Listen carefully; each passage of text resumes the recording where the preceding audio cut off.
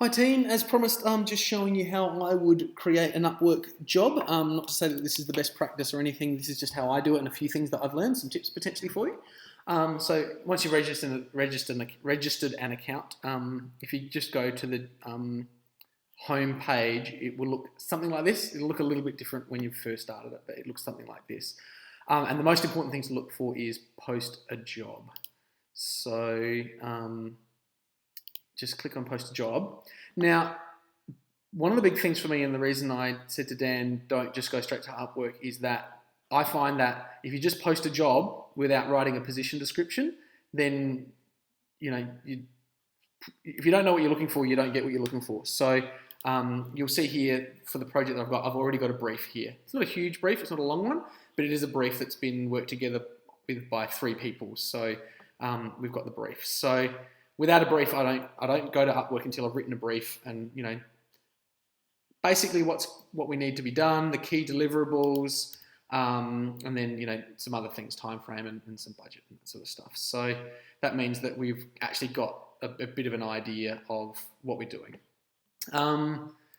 So the first thing to do is we're not going to reuse a previous job, so we're going to choose a category. So we're going to go into dev, and then this is web dev, and then the job title is website. That's not even correct. Website project, sorry. That's just the internal wording that we would have used.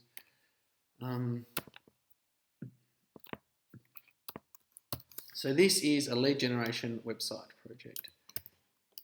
So I'll put that in there and then describe what you need done. The good thing about writing a position description is that you can just, what you want done is everything except for the budget. And I don't need to attach the document, but sometimes it's easier if you've got a complex document, is you can just put the brief in here and then you can attach the more detailed brief as an attached document. Particularly if there's like a spreadsheet or anything in there, or links to a Google Doc or anything like that. And then this is a one-time project. And then it's asking, because it's web design, it's actually got quite a custom interface because that's a big part of what they do. So it's this one is to develop a website from scratch, whereas yours would be to do some web programming. So, but in this case, it's develop a website from scratch. I want to hire one freelancer to do this, and then you've got to say the level that you're at. So I have designs and I have specifications. So I might just put I have designs because that's going to mean that I can actually work together with them on the exact specifications, because these are kind of specifications, but they're not super duper specifications. So I'm in between there. I'm going to put I have specifications because that's going to get me someone that's a bit further down the track. It'll get me better applicants. Are you experienced in hiring this type of work? Yes, I have hired for this type of work before. This is important if you haven't to say no, because they'll tell the person they need to work with you a bit more, and they'll mean they quote a little bit higher, but they're a bit more tolerant. But we have hired for this type of work before, so we've got no issue there. What are the 2 most important languages that they need to know? Really, it's just, I'm just going to put WordPress in there because, okay, fine, C++.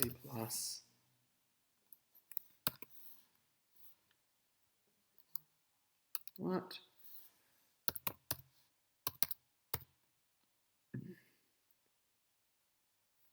I'm just going to leave that there. Fine. Which software frameworks do you prefer to use? WordPress. Why is this not?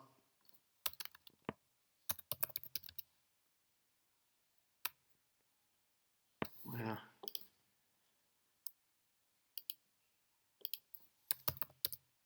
I don't know why this is faulty. WordPress. And now you want to put a lot of things in here. this is the most important thing. What are the skills that they should have? I don't know why. I mustn't know the terms well enough in there.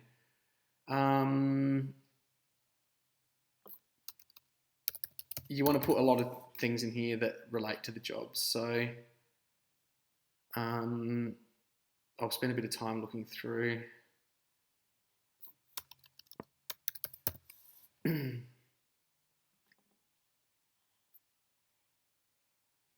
Wow, this is a new interface. This is heaps better. It's heaps more restrictive.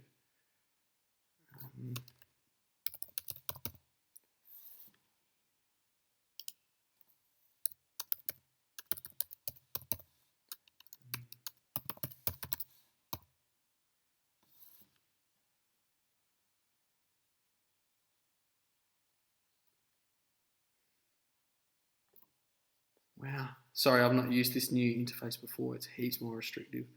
So I don't really know how to use it. I wasn't prepared for this. Wow.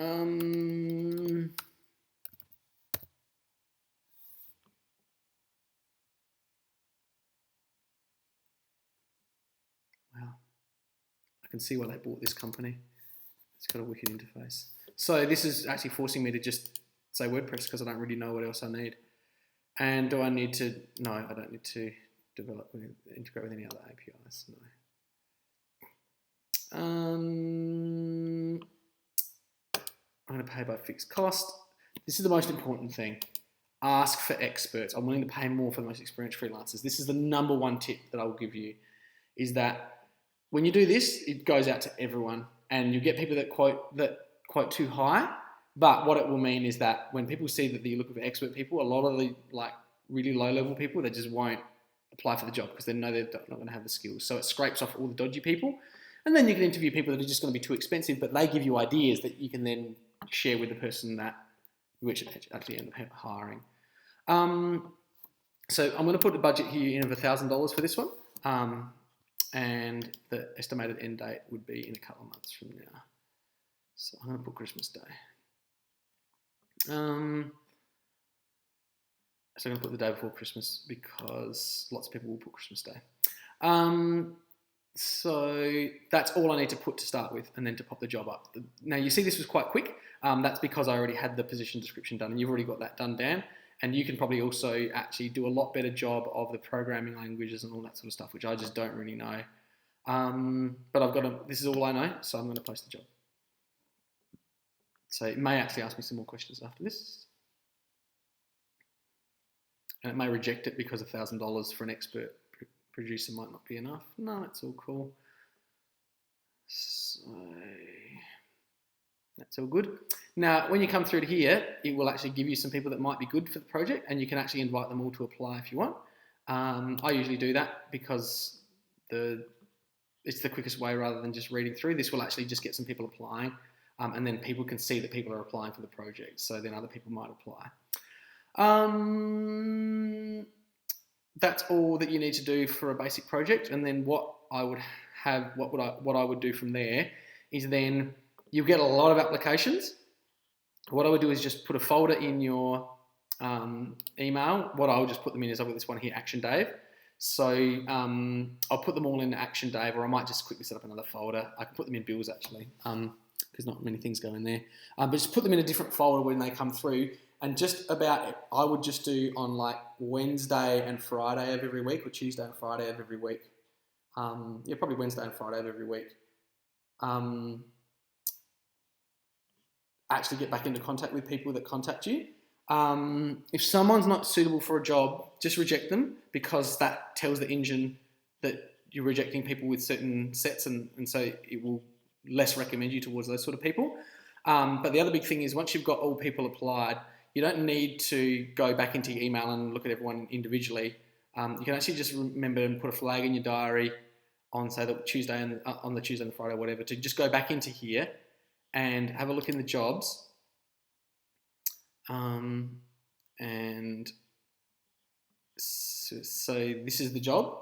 Now you go back into this open jobs, and you'll see the applicants. It'll be like 10 or 20 or 50 or whatever. So go into this project and then go into applicants. And when you go into applicant, what you can do is just type out a script and say, hey, so-and-so, thank you so much for applying for this role. And then X, Y, Z, think questions that you want to ask them and some more detailed stuff to just kind of screen them a little bit. So don't go trawling through every person's profile first. Just go through with them and say, what I usually say is, hey, so-and-so, thank you so much for applying. Could you please send me the latest 2 websites that you've developed and the one that you have developed that you think is your best work, or the one you've most recently developed and your best work? And also, could you please send me the email address of 2 references that you think would give you a good review about the work that you've done, one of whom would ideally be in Australia. If you have an Australian reference, you're much more likely to be successful with this job. They're usually the 2 things that I ask. If someone's not willing to send me references, then I'm not interested in looking at their profile. When people send back and say, oh, I can't send references because of this and this, I'm like, well, if you can't send references, then you can't apply for this job. I'm not considering you unless you send references. And then all of a sudden they find references. And secondly, if they're not willing to send me some of their work, then once again, not interested in looking at their profile. So the next step is, once they send you through the websites they've developed and some references, don't call the references that they send you. They're going to send you the best people. The website if they send you a website that you like the look of, find out the name. So, it might be, I don't know, awesomedoggrooming.com is a website they're saying that they've developed. What I then do is I go to awesomedoggrooming.com, and on their website, they'll have a contact.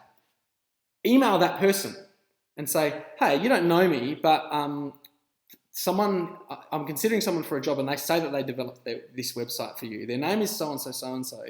First of all, is this the person that developed this website? And secondly, would you hire them again? And that's the only 2 questions you need to ask the people at that place.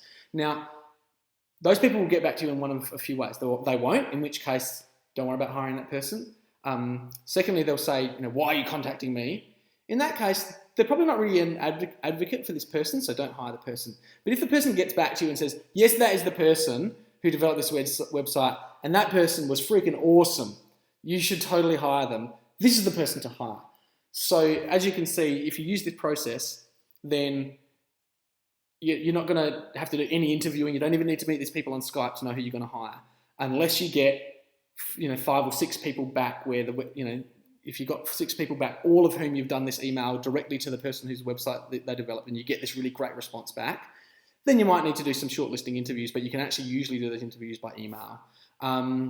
So this is what we're looking for when we go through is spam email back to all applicants saying, I'd like to see your best work and your most recent work, and I want you to send me some references, but then ignoring those references. And then if you find a site that you love, if you don't email every site that they send, only if you find a site that you love, because you're not going to hire someone if you don't love the site. But if you find a site you love, email the people who own that site and say, do you know this person and would you hire them again? And if they say yes, that person is then shortlisted. So after a week or maybe even 2, depending on how quickly people respond, have a look at your shortlisted and only put people in shortlisted if they meet that criteria of someone randomly who you contacted randomly through the web recommending them, shortlist them. And the thing is, if you only end up with one shortlisted person, then that's probably your best person. So just hire them. If you end up with 2, that's great, or 3, that's great. You could have a bit of a chat with them. But really, the chatting with them isn't going to clarify that much. It's really, I would be more likely to just ask them for a bit more of their work and really look at that, and then just do a bit more digging and see which website you like the best. And also you can then potentially send them an email with some more detailed specs and ask them to sharpen their pencil a bit with the quote and say, can you do any better than that price? And then you'll be able to get the compromise of, do I want to spend a bit more on this person or do I want to spend a bit less on this person? So I hope that's helpful. That's the process by which I employed Mercer, who now does our video production. So that's pretty much exactly what I did, was ask them to do that. And then just when they sent me video, I just found out the companies I did the video for, sent them an email and said, hey, did Mercer do these videos? And they're like, yeah, Mercer's freaking awesome. You should use him. We would still use him if we were still doing projects, and we would use him again if we were doing more video, but we're just not doing any video at the moment. And that's when, I got Mercer, and I've got a backup lady, Julie, as well, who I had the same experience with. So I hope that's helpful. If you do that, it will save you so much time and mucking around. I hope that's helpful. Chat to you all soon.